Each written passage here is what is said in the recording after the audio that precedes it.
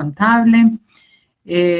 Hablamos también de los periodos fiscales en IVA, eso nos quedó claro el tema del periodo fiscal, que es bimestral y cuatrimestral, que los topes son 92.000 UETs, o sea, si estoy por debajo de 92.000 UETs al año, entonces el periodo fiscal es cuatrimestral, y si estoy por encima es bimestral.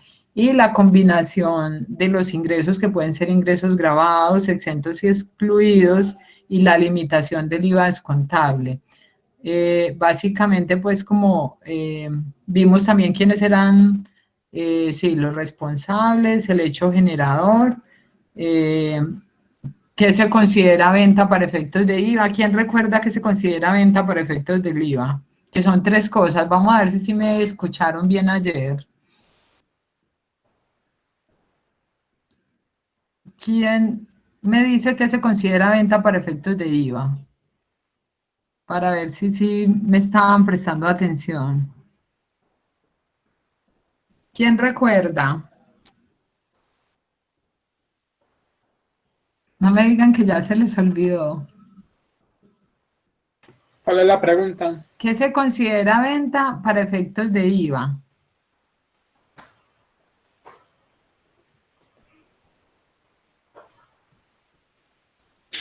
No sé, yo no sé.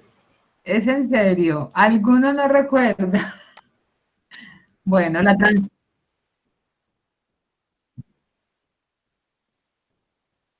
Dios mío.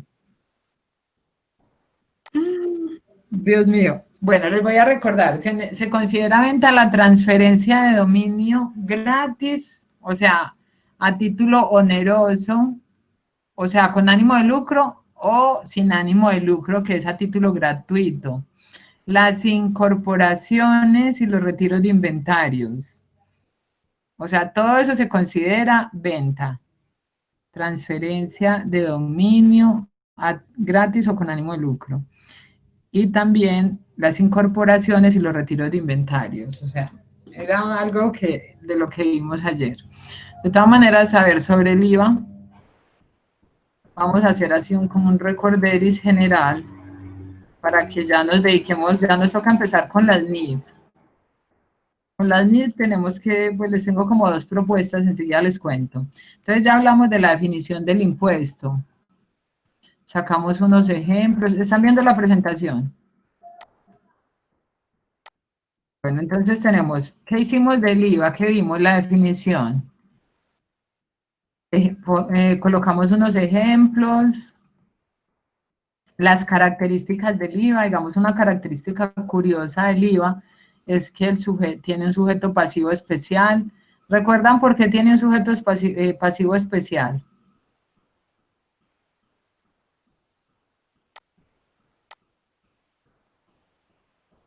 ¿Alguien se acuerda de eso? Sin recuerdo.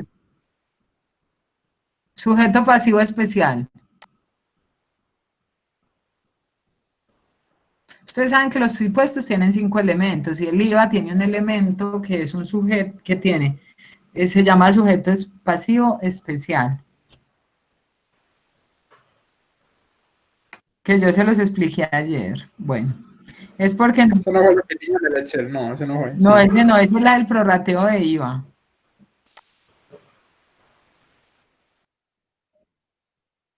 Lo del intermediario, no. Sí, sí, tiene que ver con la intermediación, por ahí es. Que el que paga el impuesto. Pues yo me acuerdo del ejemplo que usted dio, por ejemplo, entre el éxito, que si uno compraba, pues a usted le cobraban el IVA, pero usted no iba y le pagaba el IVA, sino que el éxito es el intermediario y paga el IVA por su compra, por decirlo así. Listo, sí, muy bien. Eso era el sujeto pasivo especial, sí, está bien. Esa que es el responsable del IVA, es el intermediario entre el contribuyente y el sujeto activo, que es la entidad dueña del impuesto.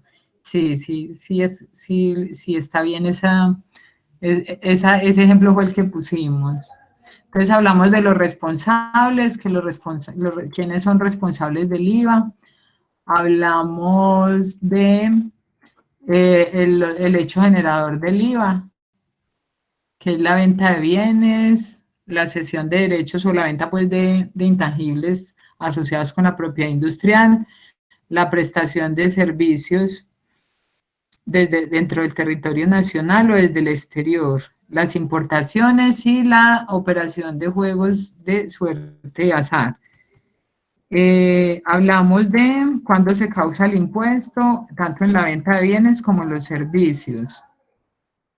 La base gravable en los servicios, que es en las ventas de bienes, que es el total de la operación. En la importación sería el valor de la importación más los gastos de aduana.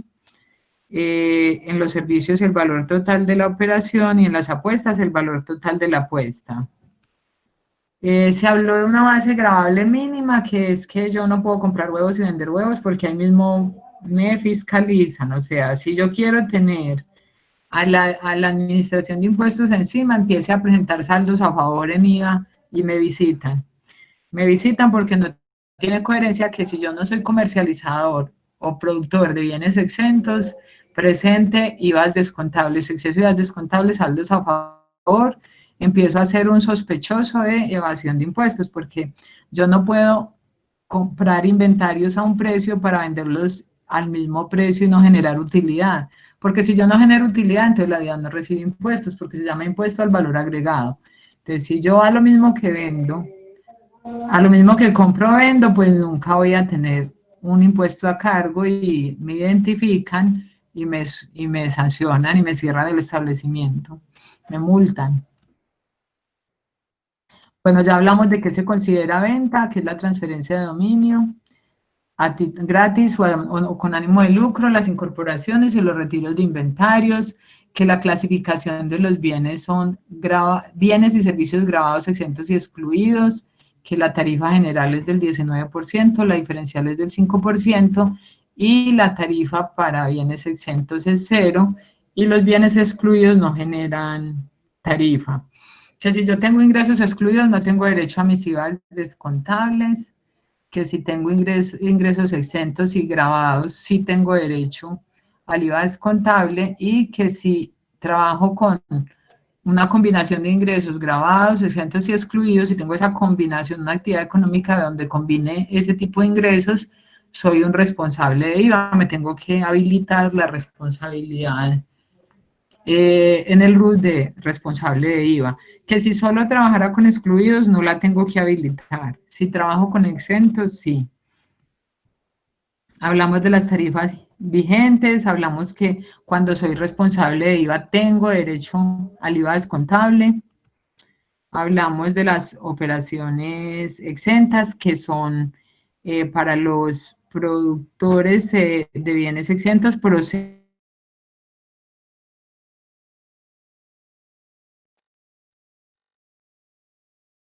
el IVA que pagó en las compras.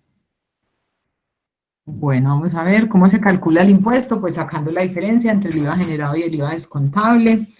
Esa sería la manera de calcularlo. Hablamos también hablamos del el periodo fiscal, que tiene 2, bimestral o cuatrimestral, dependiendo del tope de los ingresos. La clasificación de los bienes para efectos tributarios son bien corporal o intangible. Y los corporales se clasifican en bienes muebles e inmuebles, muy parecido a contabilidad, tangible e intangible. Y tenemos otra clasificación de los bienes que son móviles e inmovilizados. Los móviles son los inventarios que están destinados a la venta y los inmovilizados son la propiedad, planta y equipo que no está disponible para la venta, sino que está disponible para ser usada en la prestación del servicio o en la producción de bienes. Tenemos por aquí unos ejemplos de servicios excluidos como servicios médicos, transporte, intereses, servicios públicos, arrendamientos de viviendas, o sea, de inmuebles con destinación a vivienda, educación, espectáculos públicos, los servicios funerarios y el transporte aéreo no organizado son excluidos del IVA. Puedo generar ingresos por la venta de bienes, prestación de servicios y operación de juegos de suerte y azar.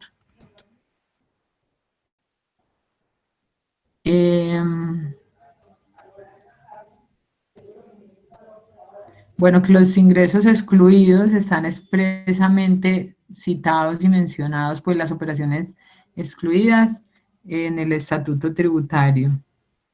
Que puedo tener también operaciones que no estén sometidas al impuesto, como por ejemplo la nómina no está sometida al impuesto, ¿cierto? Hay operaciones dentro de la empresa que no generan IVA.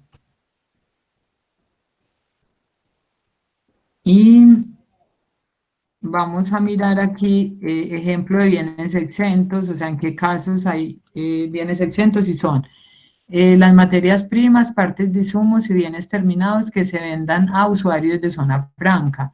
Eso es exento de IVA. Está exento de IVA lo que se venda a las comercializadoras, a las sociedades de comercialización internacional, y está exento de IVA lo que se venda en las fronteras que sea inferior a 100 VTs y superior a 10 VTs, pero por persona. No es que yo me vaya a ir a la frontera a comprar para no pagar el IVA. Solamente serían máximo 100 VTs.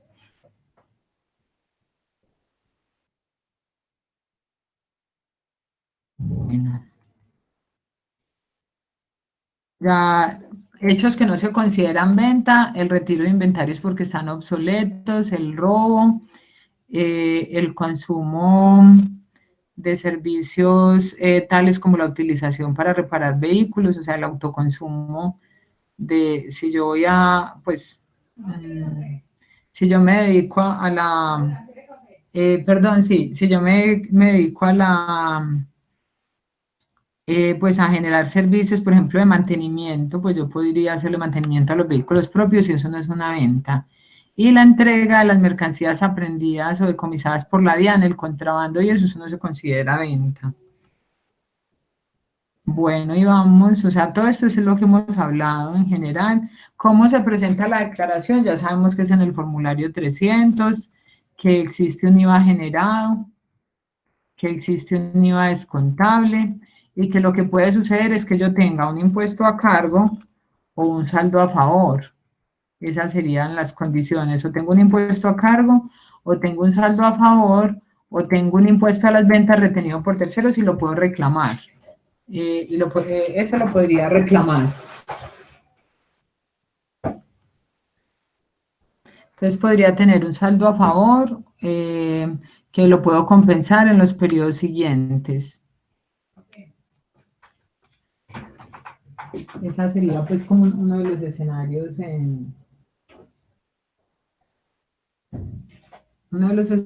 para efectos del IVA. O sea, en general, pues ya sería como, en términos generales, lo que tenemos que saber de IVA. De pronto, si tienen alguna inquietud o alguna pregunta, yo les voy a compartir este material. Pero en términos generales, lo que teníamos que repasar como de este IVA para reforzar de pronto los conocimientos que ya ustedes tienen de las otras competencias que han visto. Entonces, me gustaría saber si de pronto tienen alguna pregunta al respecto del IVA y ya para que continuemos entonces con el ejercicio que vamos a hacer con las normas internacionales de información financiera.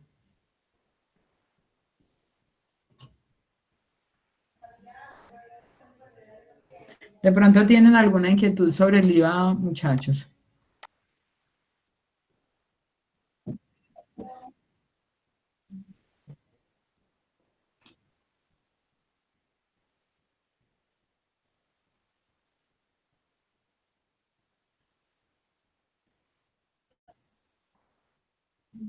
Sí.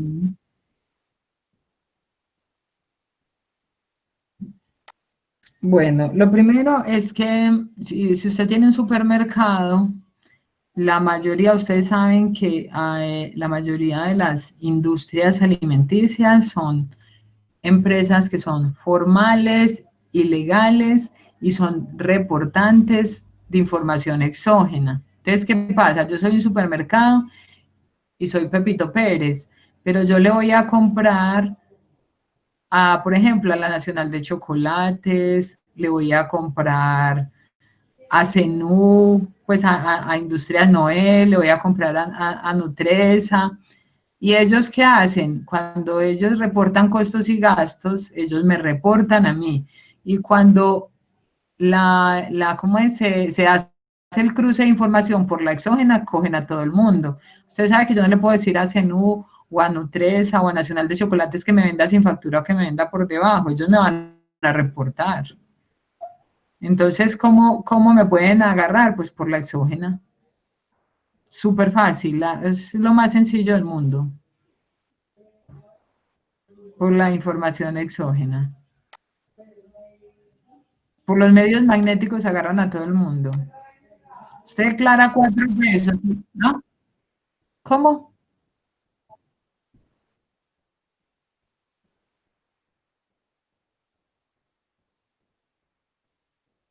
Mm.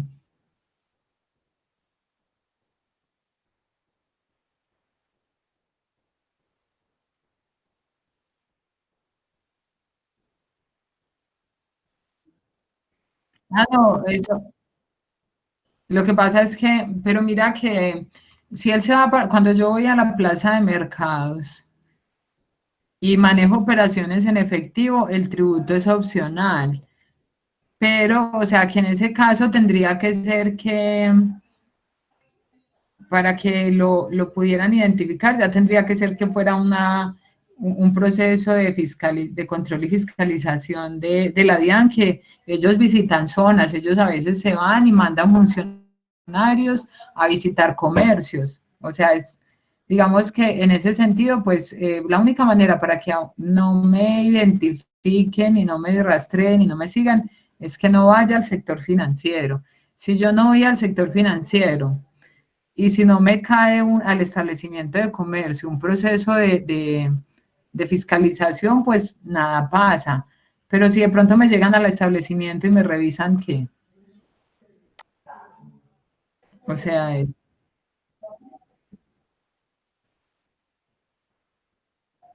pues yo le voy a contar un caso. Ya yo conozco un caso de un almacén, de una tienda, un restaurante.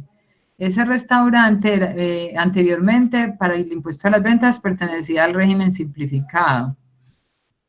Ese negocio era el Pollos Mario de la América y él era del régimen simplificado y le mandaron un funcionario de la DIAN que se sentó todos los días en ese establecimiento durante un mes y le hicieron una presunción de ingresos y le dijeron, mire, no nos diga que usted con el volumen de clientes que entra y sale de este establecimiento, usted pertenece al régimen simplificado. Le hicieron una sanción, se tuvo que pasar al responsable pues de IVA y lo que le hicieron fue que lo visitaron al establecimiento y le sentaron un funcionario de la DIAN un mes ahí a mirar cómo se movía el negocio. O sea, ellos son como la policía. Listo, entonces vamos a continuar con, bueno, ya terminamos entonces en esta competencia, a nosotros nos toca revisar toda la normatividad legal vigente. Vamos a proceder a la revisión de las normas internacionales de información financiera. Entonces, nosotros sabemos que existen, o sea, que Colombia, desde el 2009, a través de la ley 1314, aceptó como principios de contabilidad generalmente aceptados en Colombia las normas internacionales de información financiera y aceptó para todos los trabajos de auditoría, revisoría fiscal y todos los trabajos de auditoría que hacemos los contadores, las normas de auditoría internacional. Por ahora vamos a trabajar las NIF. ¿Ustedes qué saben de NIF? ¿Quién me dice que sabe de NIF? ¿Quién me quiere contar? ¿Ustedes qué saben de normas internacionales de información financiera? ¿Quién me cuenta? Ah, en términos generales, no tienen que ir a especificarme en nada.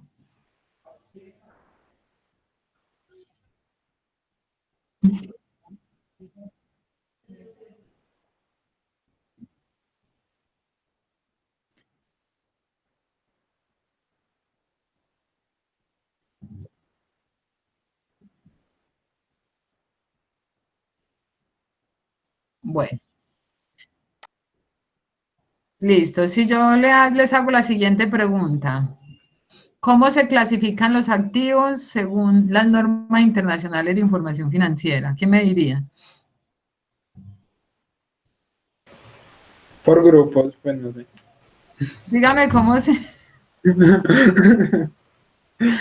los clasifico, ¿cierto? Entonces, Eso no es activo, activo corriente, disponible y así. bueno, entonces, No corriente y todo lo demás. listo. Entonces, si vamos a hablar de la clasificación de los activos para efectos de las normas internacionales de información financiera, los voy a clasificar en corrientes y no corrientes, tangibles y intangibles, financieros y no financieros. O sea, tenemos esa característica. ¿Cómo clasificaría yo la propiedad, planta y equipo bajo normas internacionales de información financiera? ¿Quién me responde? Por ejemplo, si le digo clasifíqueme la propiedad, planta y equipo de acuerdo a las normas internacionales de información financiera, ¿qué me dirían?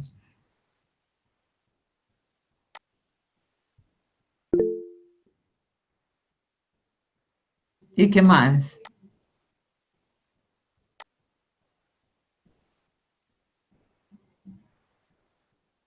O sea, los elementos de propiedad, planta y equipo están clasificados en tres grandes grupos que son propiedades de inversión, activos disponibles para la venta y la propiedad, planta y equipo.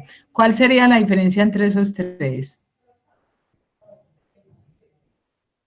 ¿Qué diferencia hay entre propiedad? Yo tengo propiedad, planta y equipo y la tengo que clasificar en tres grupos que son. O sea, el grupo de propiedad, planta y equipo se clasifica como propiedad, planta y equipo, propiedades de inversión y activos mantenidos para la venta. Todo eso hace parte de la propiedad, planta y equipo. ¿Qué diferencia hay entre ellos tres? Entre la propiedad, planta de equipo, las propiedades de inversión y los activos mantenidos para la venta. O sea, son preguntas. Pues, la propiedad, planta de equipo es pues como usado en el proceso productivo que hace normalmente la empresa, ¿no? Sí, o en la prestación del servicio. Ajá, Sí, o en la prestación de ese servicio. Muy bien. No sé, pero creo que lo de las propiedades de inversión, eso tiene que ver algo como con las plusvalías, ¿no? Plusvalía, arrendamiento, valorización, sí, está bien. Y lo de los activos dispuestos para la venta, ese sí no lo sé. Son activos que antes eran propiedad, planta de equipo, usted ya los dejó de usar y los tiene para enajenar, pero próximamente, o sea, la venta está a la vista. No es que usted los va a vender y los va a dejar 5 años ahí, pues, y que los va a clasificar ahí, ¿cierto?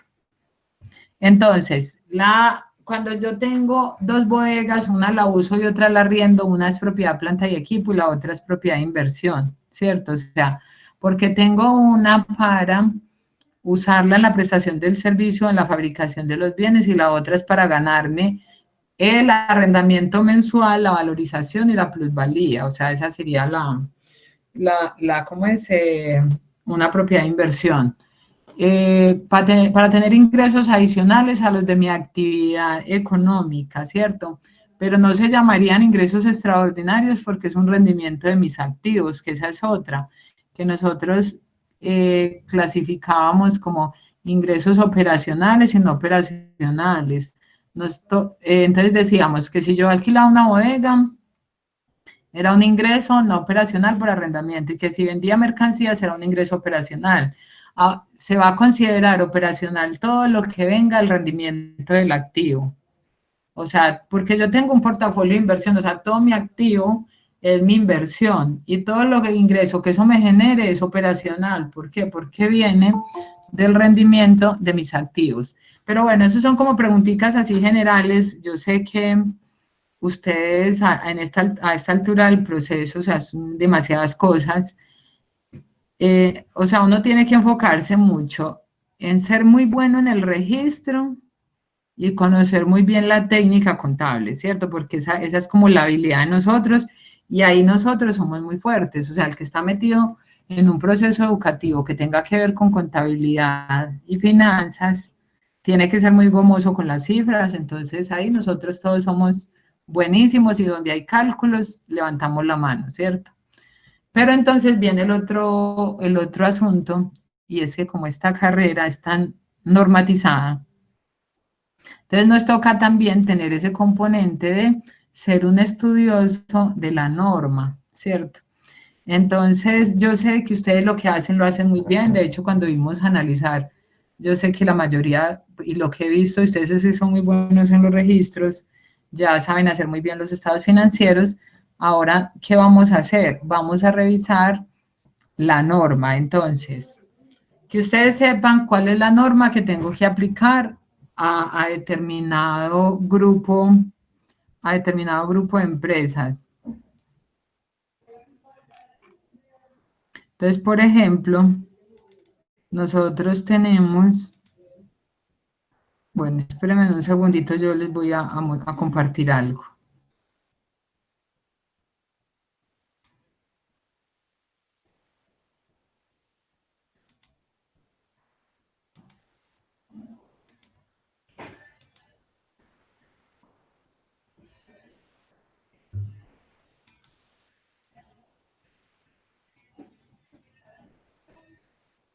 Espérame un segundito, yo abro por aquí un documento.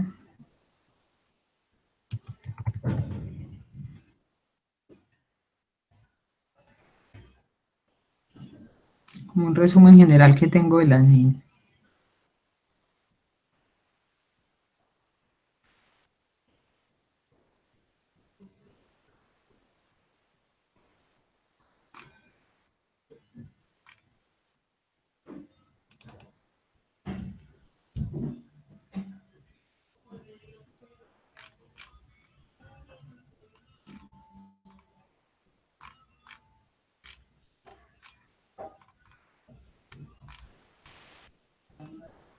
Entonces ya les voy a compartir un mapita conceptual.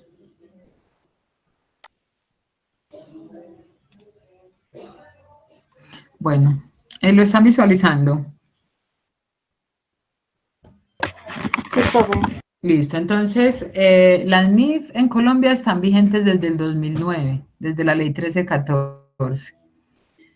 Y ha habido unos decretos que han reglamentado la aplicación de las NIF, ¿cierto? Entonces tenemos tres grandes grupos, que son el grupo 1, el grupo 2 y el grupo 3. Entonces el grupo 1 aplica para las grandes empresas, que en Colombia son como el 4% son grandes empresas. Luego tenemos un grupo que es un grupo por ahí más o menos de un 20%, que son las pymes. Para efectos pues de las NIF se clasificaron como pymes. Y el resto es la contabilidad simplificada o la contabilidad del grupo 3, que son las microempresas. Entonces, lo primero que yo tengo que hacer, y ustedes que van a prácticas, es mirar cuál es la norma contable que aplica para la empresa donde voy a hacer la práctica. Y ahí me dedicaría pues como a revisar y a estudiar ese referente normativo, pues porque no me voy a estudiar las tres si no las necesito para mañana, voy atendiendo de acuerdo a la urgencia. Entonces el referente es la ley 1314 y tenemos tres grupos y grupo 1 aplica las NIF plenas, grupo 2 aplica la NIF para pymes y grupo 3 aplica la contabilidad para microempresas. Bueno, entonces tenemos el decreto 2420, que es el decreto único reglamentario, que en un solo decreto metieron las normas del grupo 1, grupo 2 y grupo 3. Esto es a nivel legislativo, que esto fue en el 2015. Entonces aquí vamos a hablar de cuáles son las NIF vigentes. A ver, yo veo que se me hicieron, bueno, parece que por aquí las tengo más abajito.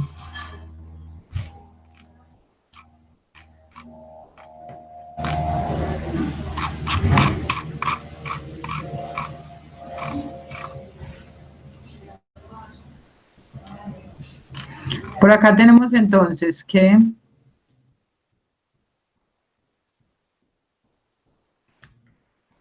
vamos a hablar, por ejemplo, ustedes saben, por ejemplo, cuando manejamos efectivo equivalentes a efectivo, ¿cuál sería la norma que tenemos que aplicar, cierto? O sea, eso es lo que nosotros tenemos que saber. Entonces, yo sé que si voy a tratar un componente del estado de situación financiera como efectivo y equivalentes al efectivo, debo tener como referente normativo la NIF 7, que es efectivo equivalentes, la NIF, que es el estado de flujos de efectivo. Entonces, debo tener en cuenta que aquí iría el dinero en caja, en bancos, en cuentas corrientes, inversiones de gran liquidez que sean realizables en un periodo no inferior a 90 días. Entonces, nosotros tenemos que conocer qué norma debemos aplicar para cada componente del estado de situación financiera. Entonces, para efectivo equivalentes a efectivo sería la NIF, sería la NIC 7, que sería el estado de flujos de efectivo, y ahí me definen qué se considera efectivo equivalentes a efectivo. Si vamos a trabajar con inversiones, ya inversiones que van más allá de 90 días, que no están consideradas en el efectivo equivalente al efectivo, entonces yo aplico otra norma. Si voy a trabajar con las cuentas por cobrar, instrumentos financieros, que es la NIC 9, o sea, para instrumentos financieros, inversiones y cuentas por cobrar, que también son instrumentos financieros, yo tengo que aplicar una norma, pero ahorita no me quiero referir a ninguna norma. Para los inventarios, la NIC 2, para propiedad, planta y equipo, la NIC 16, pues cuando son los activos que destinados a, pues para el uso. Para intangibles, 38, para impuesto de rentas, la NIC 12, o sea, pero espérense que les quiero mostrar políticas contables, la 8, les quiero mostrar las NIC vigentes.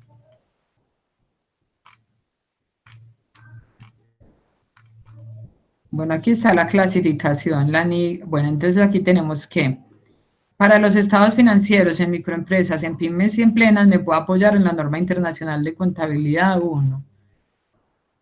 Bueno, aquí dice lo que debe tener un estado de situación financiera, pero espérenme un momentico, que les voy a mostrar un resumen que dice que está mejor.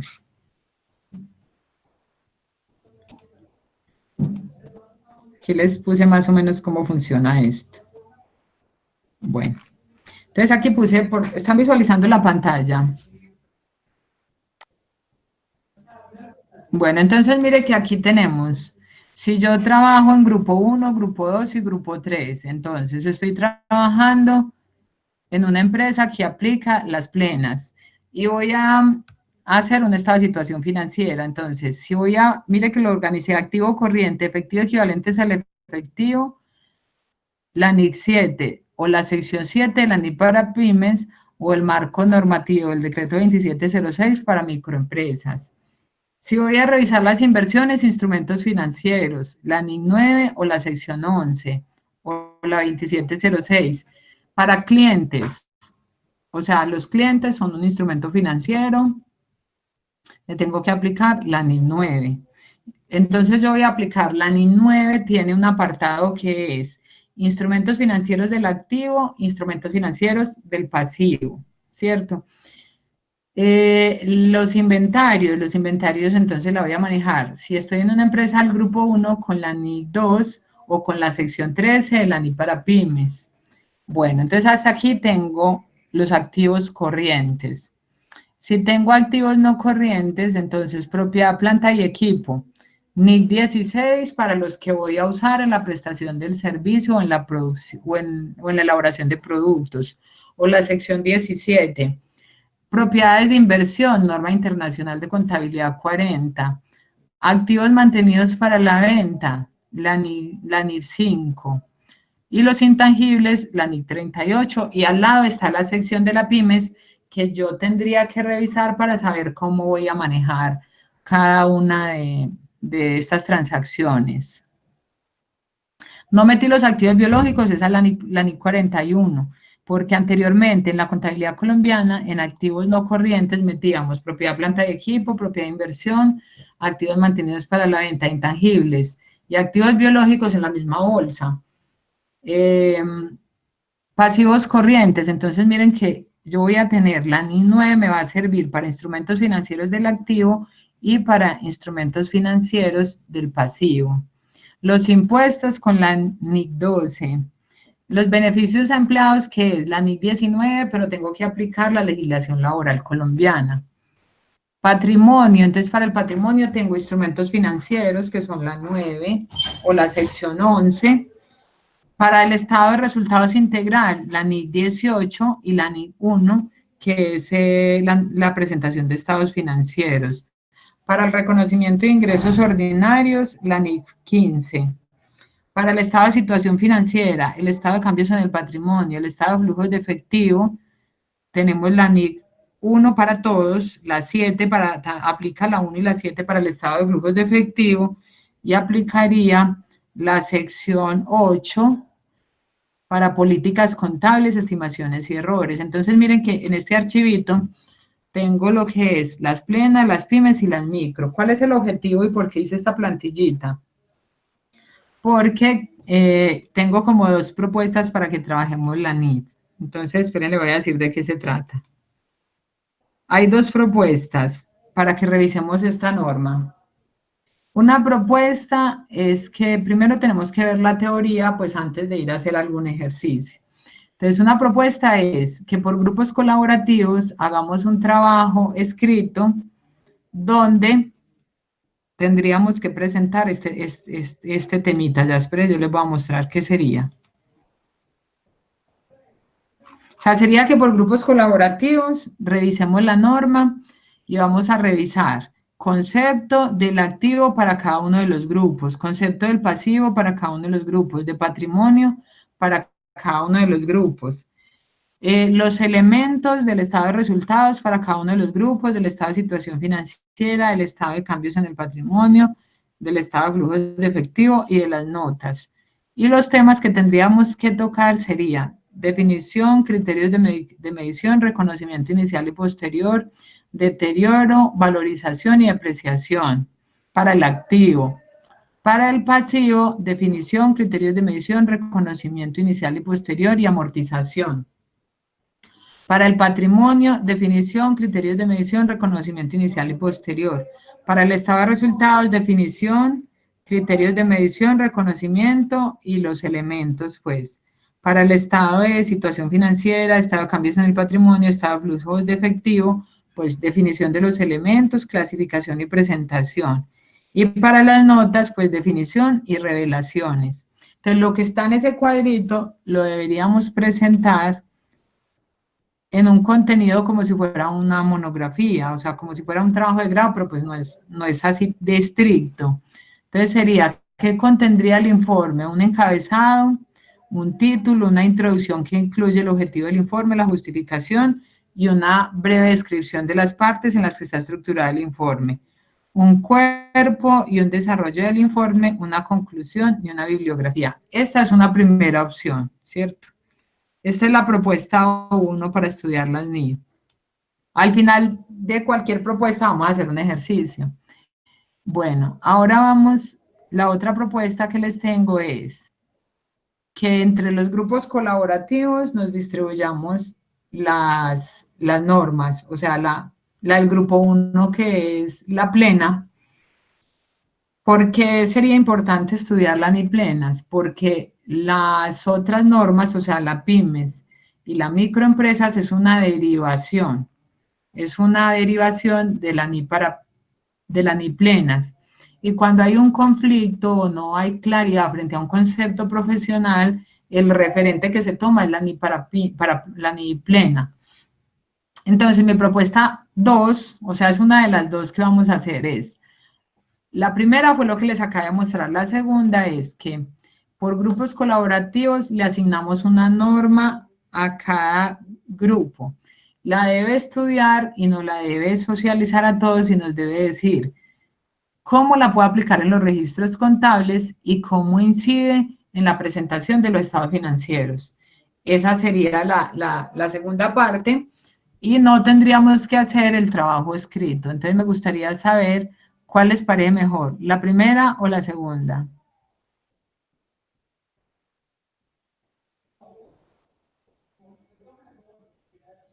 ¿Qué me cuentan entonces? ¿Cuál de las dos propuestas o tienen una idea mejor que las mías? O sea, tengo la propuesta 1, la 2 y la 3 puede ser otra de ustedes. O sea, la idea es que negociemos.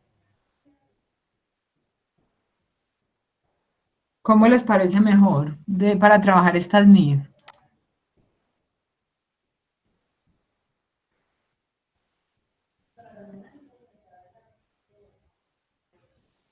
A ver, vamos a ver por el chat que escribieron.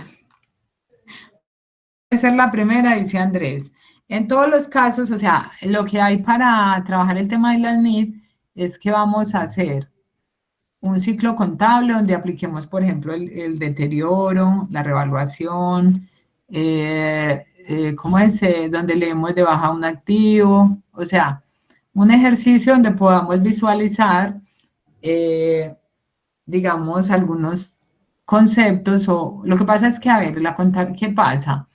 Que como venimos manejando la contabilidad nosotros, no es que esté mal, sino que nos falta, por ejemplo, nombrar las cosas, decir, bueno, esto lo estoy reconociendo a costo histórico, o sea, existen unos criterios de medición.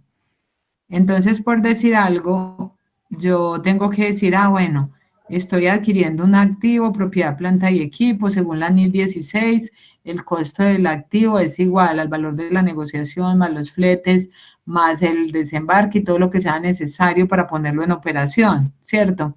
Y la norma me dice que si pagué unos gastos de financiación para adquirir ese activo, no los puedo llevar como un activo, sino que lo tengo que llevar al gasto del periodo. O sea, lo que nos falta es eso, o sea, es como a lo mismo que ya hacemos, sería añadirle a lo que ya conocemos, añadirle entonces la teoría, o sea, es como a todo lo que venimos haciendo, decir, bueno, entonces estoy adquiriendo un activo. Entonces, me dicen, vea, tiene que reconocerlo a costo histórico, que puede ser el precio de adquisición más todos los costos y gastos en los que yo haya incurrido para ponerlo en funcionamiento cuando el activo es adquirido, ¿cierto? O si yo voy a producir ese activo para propiedad, planta y equipo, entonces debe ser igual a ¿qué?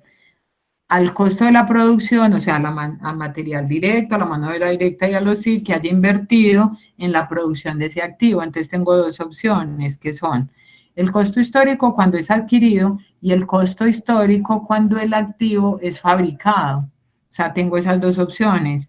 Y la norma me dice, si lo adquirió, entonces es igual a ¿qué? Si lo importó, a lo que valga el activo, más el arancel, más el IVA, más si tuvo que pagar una asesoría técnica para adquirirlo. Todo eso lo va a sumar y lo va a llevar como costo del activo. Pero si usted lo adquirió, entonces lo que va a hacer es que, si usted lo fabricó, entonces todo lo que haya, la sumatoria ¿qué? Del material directo, de la mano de obra y de los sí que se hayan metido en la producción de ese activo para usted ponerlo en funcionamiento, eso es costo, ¿cierto? Entonces me dicen que yo puedo medir la propiedad, planta y equipo en el momento de la adquisición, que es el reconocimiento inicial, a costo histórico. Y me dicen cómo lo reconozco cuando lo fabrico o cuando lo adquiero, ¿cierto? Y me dicen, por ejemplo, para los pasivos, que yo un pasivo lo tengo que reconocer también a costo histórico, que cuál sería, es el valor de la contrapartida o el efectivo en el que yo me haya comprometido a entregar en el futuro para liquidar ese pasivo. Entonces, ¿qué puede ser? Puede ser el valor del desembolso que me hayan hecho, más los intereses, más el gasto si hubo un estudio de crédito, o sea, todo lo que haya dado lugar a ese pasivo. O sea, todo eso lo encontramos en la norma. O sea, que es lo mismo que es ponerle letras a los registros que hacemos día a día. O sea, eso es lo que tenemos que hacer. Porque no podemos decir, no, es que no sabemos de contabilidad. Ustedes sí saben de contabilidad. Ahora que necesitamos es usar la norma como referencia, es eso. A lo que ya venimos haciendo vamos a decir, esto en qué norma me orienta para yo saber qué es lo que estoy haciendo aquí, o sea, cuál es la teoría de este registro. En últimas es que a lo que ya hacemos le pongamos teoría. ¿Me entendieron esa parte? Yeah. Yo tengo una pregunta, pro. Dígame, Juan. Si escogemos la primera, ¿cuál es el lapso de tiempo pues como para realizar el trabajo y cómo pues el lapso de tiempo que sea necesario sus clases en ese tiempo? Porque si escogemos la segunda serían como invertir las clases para ese trabajo pues como en exposiciones. Lo que pasa es que yo pienso que podríamos hacer lo siguiente. Podría ser que hagamos la primera y utilicemos la clase para que practiquemos como los asuntos. Por ejemplo, hacemos un ejercicio de efectivo equivalentes al efectivo. Entonces vamos a reconocer cuando hay deterioro en una inversión, cuando hay reversión de deterioro o cuando hay una revaluación. Entonces ahí aplicaríamos la norma en un ejercicio. Y esa norma ustedes ya la vieron, ya la tuvieron que haber consultado en el trabajo. Entonces, usaríamos las clases para hacer ejercicios, por ejemplo. Entonces, luego vamos a ver, ya vimos efectivo equivalentes a efectivo, vimos inversiones. Entonces, nos vamos a ver clientes. Entonces, vamos a mirar cómo se calcula el deterioro de cartera y qué métodos para deteriorar cartera tenemos. Entonces, no es que nos dediquemos a hacer un ciclo contable para ver el deterioro de cartera, no, hacemos un ejemplo. ¿Cómo? Entonces sería, pues, podemos hacer, yo, pues, no sé cómo trabajan los demás grupos, al menos yo con mi grupo trabajo como, pues, lo más rápido posible, despejar los trabajos lo más rápido posible. Entonces serían, pues, como organizar ese taller por puntos y destinar, pues, como cada punto para dar un ejemplo. No, yo, Pues porque yo puedo hacerlo de abajo para arriba o de arriba para abajo, y usted va a empezar como en el lado contrario que yo empiezo. Entonces, digamos de cuenta que por cosas yo no consulté sino que consulté otra. Entonces, yo no sé de lo que usted está hablando o el ejemplo que está poniendo con esa NIF. Entonces, sería como organizar bien qué es lo primordial para la clase que viene. Y pues, y así como la que le sigue. Y Pues yo digo que, bueno, sería como, pues vamos a ver si esta es como una buena opción. Es que en grupos colaborativos hacemos o sea, esa consulta no tiene que ser exhaustiva, pero sí están señalados los criterios más importantes que uno mira en cada norma. Entonces sería hacer el trabajo escrito por grupo colaborativo y usamos las clases para aplicar la norma. Esa es una opción, ¿cierto? La otra sería que nos gastemos en la socialización de la norma una semana y que dediquemos la otra semana a practicar, pues como aplicar la norma, o sea, yo les planteo los ejercicios y los resolvemos entre todos. O sea, sería, en los dos casos hay que hacer teoría y práctica. Ahora, lo que tenemos que definir, no sé los otros compañeros qué dicen, lo que tenemos que definir es cómo vamos a estudiar la norma. O sea, tampoco nos podemos gastar todas las clases en exposiciones o en teoría, porque entonces no veríamos la práctica, pero no nos podemos quedar sin revisar la teoría y hacer solo la práctica. Entonces, a ver, alguien que se le ocurra algo para que lo busquemos el mejor interés para todos. Yo digo firme con esto de hacer como la primera y como destinar al menos 2 clases como para resolver dudas o que usted pues como que nos instruya como lo más importante pues sin hacer la parte práctica para no enredarnos. O sea, Y solo ya, la teoría. y ya las clases que le siguen después seguir con la práctica o así, una parte de la teoría y el mismo el punto pues de práctica, que es con esa misma NIF.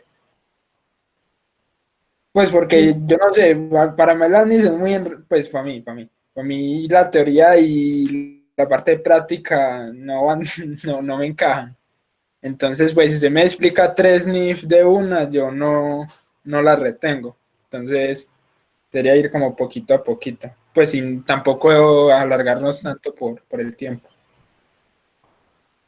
No sé, ¿qué opina el grupo?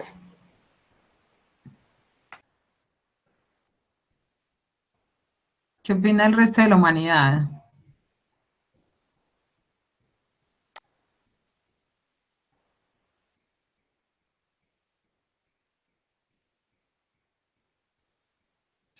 Evelyn, Mariana, Sara, Melissa, Verónica. Steven está muy Yo no callado. tengo problema, como quieran trabajar, yo me adapto. Listo, Profe, entonces vamos a... porque con la uno podemos todos aprender más, pero con la 2 también tenemos como esa facilidad de que todos nos centramos como más en un tema. Entonces, no sé. Bueno, entonces, ¿por qué no votamos por el chat? Si la propuesta 1 o la propuesta 2. Y ya contamos, pues coloquen por el chat 1 o 2.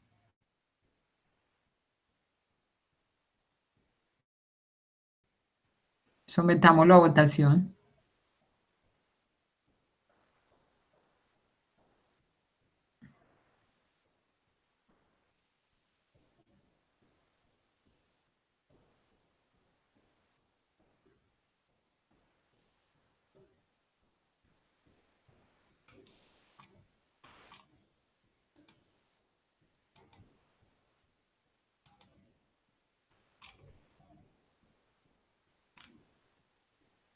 Listo, eso. Todos colocan por el chat y enseguida pues escogemos la mayoría. Las dos propuestas igual nos benefician porque pues se van a abordar los temas.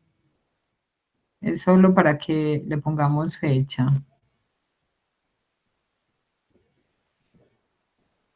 Porque sería como una semana para ver la teoría y la otra semana para que practiquemos.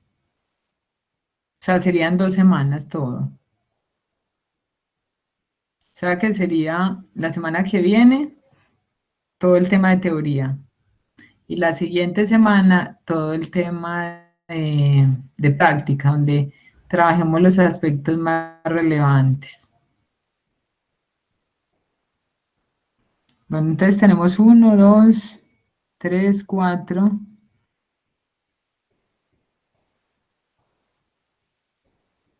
5,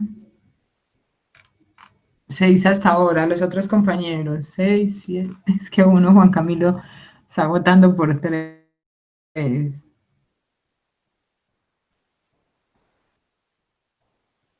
Bueno, otra pregunta que les voy a hacer mientras votamos es, ¿ustedes saben dónde consultar la norma? O sea, ¿a dónde ir cuando yo necesito consultar algo de las NIF? Una página oficial que yo pueda consultar. ¿Cómo? Bueno, sí. Bueno, yo le voy a mostrar. La profesión depende del Ministerio de Comercio, Industria y Turismo, del Ministerio de Hacienda. Y ellos determinaron que el organismo legislador, el intelectual de la norma, el que habla de la norma es el Consejo Técnico de la Contaduría Pública. Entonces nosotros podemos acceder a la página del Consejo Técnico de la Contaduría Pública y descargar la norma, tanto la plena como la pymes y las normas internacionales de auditoría. Entonces les voy a mostrar cómo funciona esa página. Se llama Consejo Técnico de la Contaduría Pública. Espérense que les voy a mostrar cómo funciona esa página. Ahí yo siempre que necesito algo de la norma lo descargo de ahí, es una página oficial.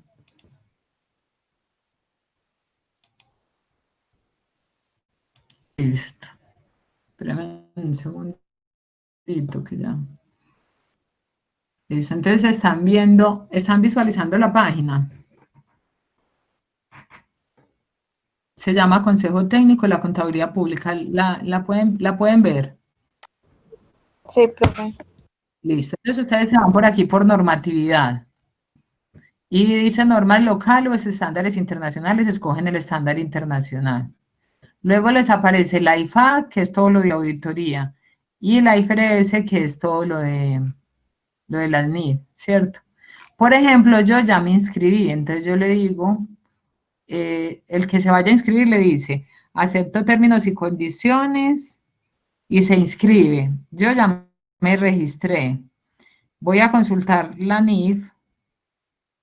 Entonces yo me inscribí y mi usuario y contraseña mi usuario, es mi correo. Él me pide correo electrónico y confirmación de correo electrónico y le doy ingresar.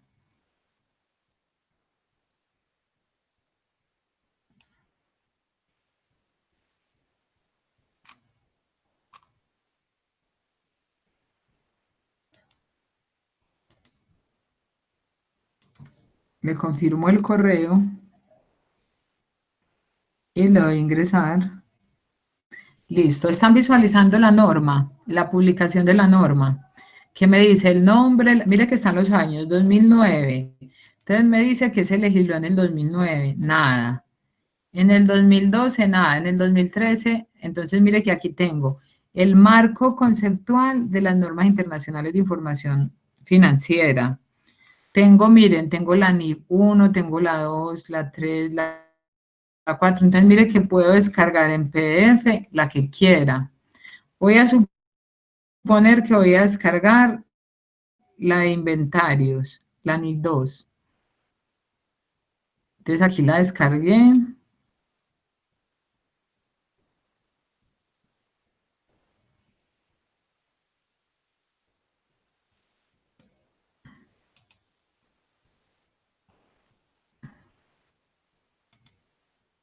Listo, entonces la descargo y les voy a compartir cómo sale la norma. O sea, de esa página es que yo descargo toda la norma. También pues tengo libros de contabilidad, o sea, tengo libros que son contabilidad básica bajo NIF, o sea, tengo un montón de libros, pero a mí me gusta ir a la norma también, porque a veces el que escribe el libro resume mucho. Entonces, sí es bueno tener un buen texto guía, pero también es bueno consultar la norma.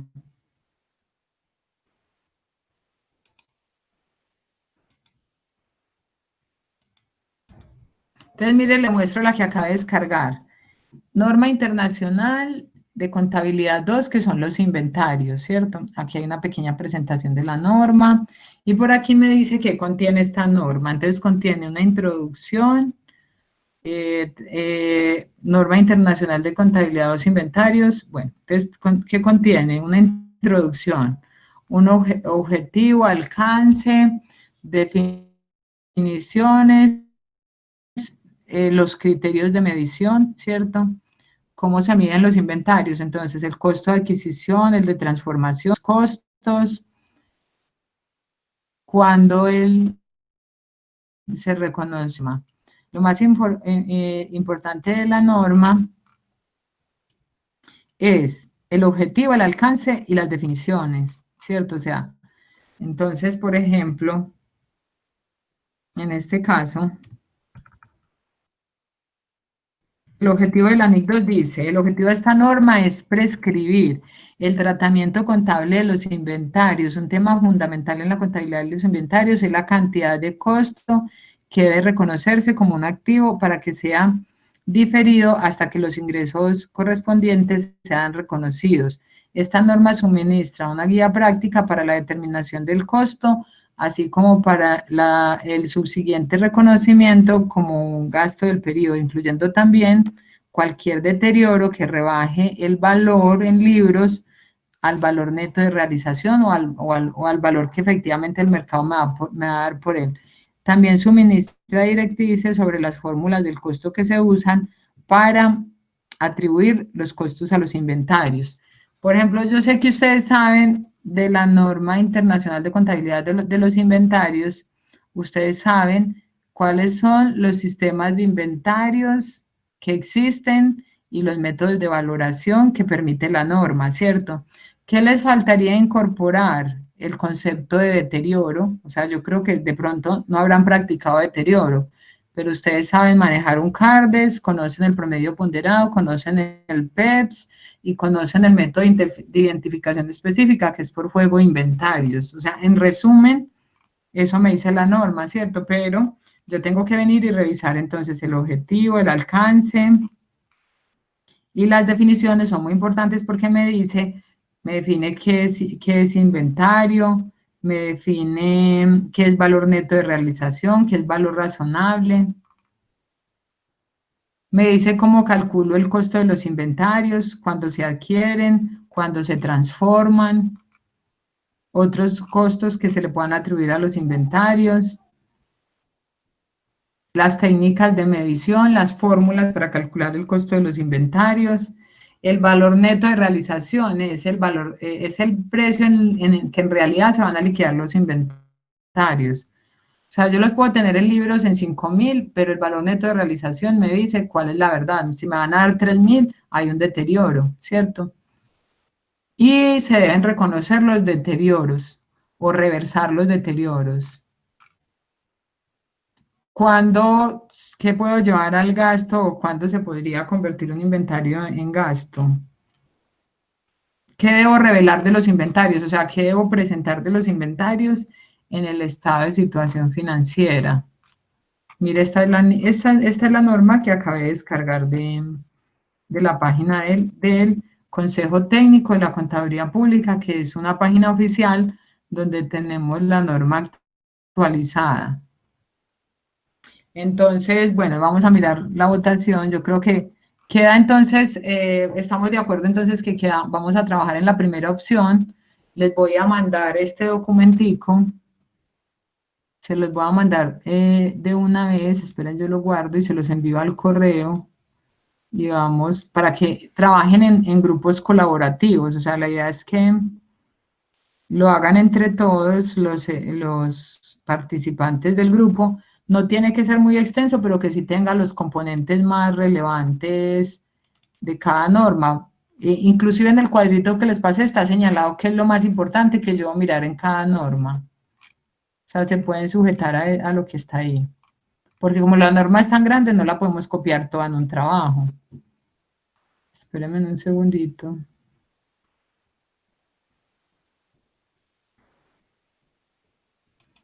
Un segundito, les voy a compartir ese material para que puedan empezar a trabajar. Entonces la idea sería que la semana entrante nos dediquemos a la teoría, que podemos utilizar, por ejemplo, que ustedes vayan consultando y lo que hacemos es ir aclarando las dudas que vayan surgiendo respecto a la comprensión de la norma, que hay unos términos que son muy técnicos y de pronto uno sí sabe de qué se trata, pero como es tan técnico, les puede dar lugar a confusión. Entonces la idea es que hablemos de esos términos que no se entienden. Norma. Pero que ya se los voy a mandar. Norma contable se llama. Y cierto que se llama, ¿cómo es? Tecnología. Un segundito. El correo de ustedes, muchachos, me lo recuerdan. Tecnología.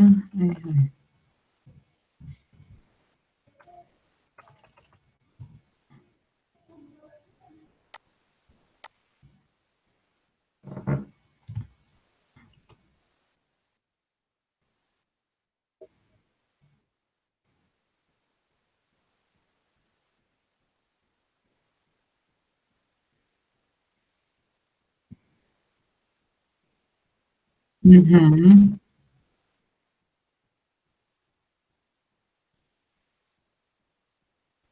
No, por ejemplo, usted lo puede hacer a nivel general, o sea, por ejemplo, definición del activo, porque la definición general del activo es la misma para todos los activos del estado de situación financiera, ¿cierto? No es que yo voy o sea, ya lo que me dicen es, yo puedo tener un activo financiero o un activo que no sea financiero, ¿cierto? Pero ya eso es otra cosa. Lo que está en el cuerpo del trabajo es lo general. O sea, no te tienes que ir a definir el efectivo equivalente al efectivo, los instrumentos financieros, no, es a nivel general, solo los elementos. ¿Cierto que es tecnología financiera sin el 20? El correo de nosotros. No. ¿Recuerdan el correo? Qué pena. El de nosotros. El del grupo. Tecnología contable financiera. Sí, ya lo tengo. Listo. Y les voy a colocar aquí entonces norma contable.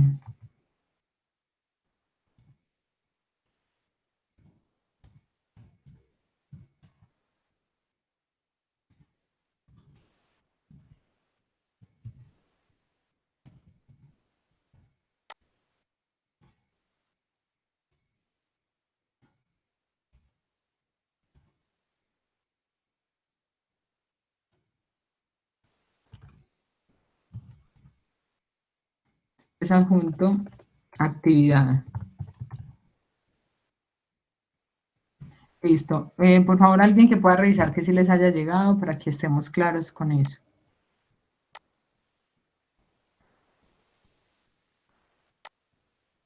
Ya se los envié.